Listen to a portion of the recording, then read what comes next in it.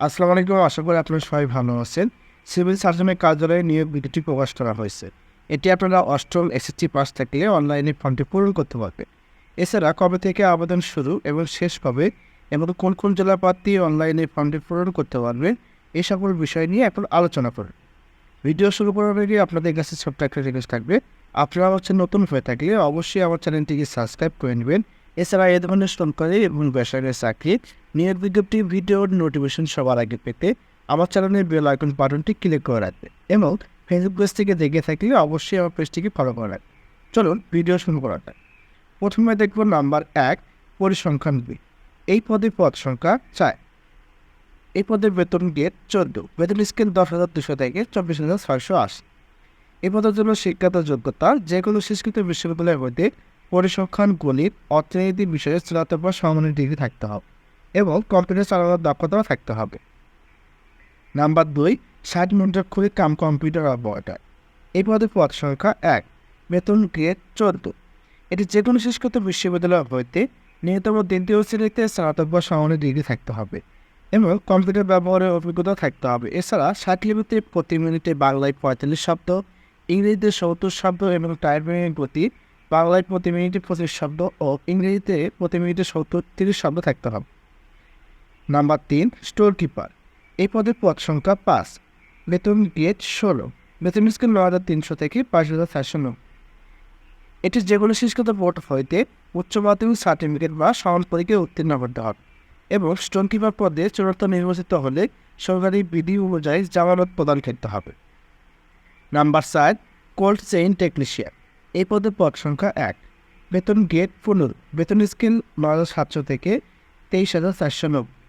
এটি যে কোনো বোর্ড হইতে রেফ্রিজারেশন বা এয়ার কন্ডিশন ট্রেডে উচ্চ মাধ্যমিক সার্টিফিকেট বা ভোকেশনাল পরীক্ষায় উত্তীর্ণ হতে হবে। নাম্বার 5, অফিস সহকারী কম্পিউটার মুদ্রণকারী।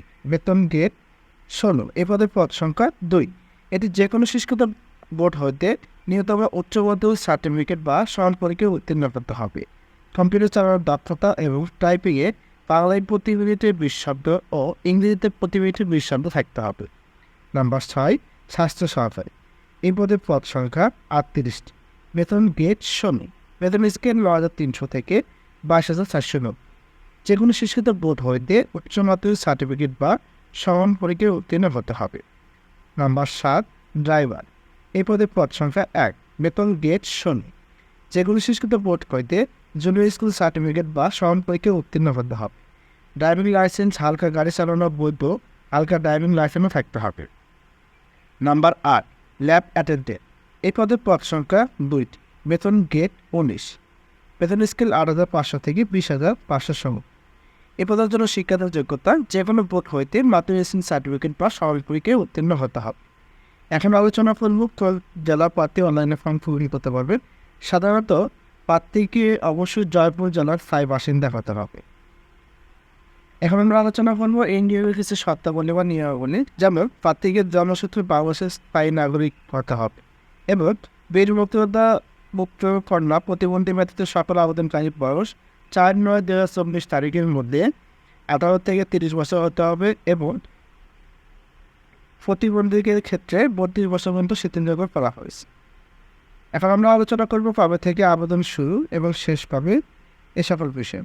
অনলাইনে আবেদনপত্র পূরণ ও আবেদন ফি জমার শুরুর তারিখ 4/9/2024 সকাল 10টা হইতে 24/9/2024 বিকাল 5টা পর্যন্ত আপনারা অনলাইনে ফর্মটি পূরণ করতে পারবেন।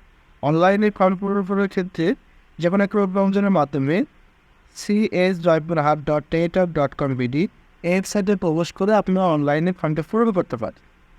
আবেদনপত্রে প্রার্থী তার রোলের ছবি 300x300 এবং 300x80 পেজে স্ক্যান করে নির্ধারিত স্থানে আপলোড করতে হবে। এখন আলোচনা করব অনলাইনে ফি বাবদ কত টাকা জমা দিতে হবে এই সকল বিষয়ে।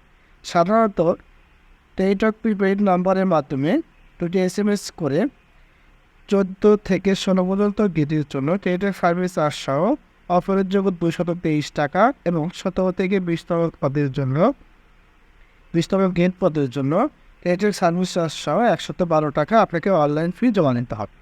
এছাড়া কীভাবে আপনারা টাকা অনলাইনে জমা দিবেন এই বিষয়ে এখানে ভালোভাবে দেওয়া রয়েছে। তো এই ছিল আজকের ভিডিও। আমার এই ভিডিওটি ভালো লেগে থাকলে অবশ্যই আমার চ্যানেলটিকে একটি সাবস্ক্রাইব করে নেবেন। এবং আমি আবারও বলছি, এই ধরনের সরকারি এবং বেসরকারি চাকরির নিয়োগ বিজ্ঞপ্তি ভিডিওর নোটিফিকেশন সবার আগে পেতে আমার চ্যানেলের বেল আইকন বাটনটি ক্লিক করে রাখবেন এবং ফেসবুক পেজ থেকে দেখে থাকলে অবশ্যই আমার পেজটিকে ফলো করে রাখবেন। এছাড়া এই নিয়োগ বিজ্ঞপ্তির লিঙ্ক আমার ভিডিওর ডিসক্রিপশনে এবং প্রথম কমেন্টে দেওয়া রয়েছে, আপনারা সেখান থেকে ডাউনলোড করে ভালোভাবে বিস্তারিত দেখে নিতে পারেন।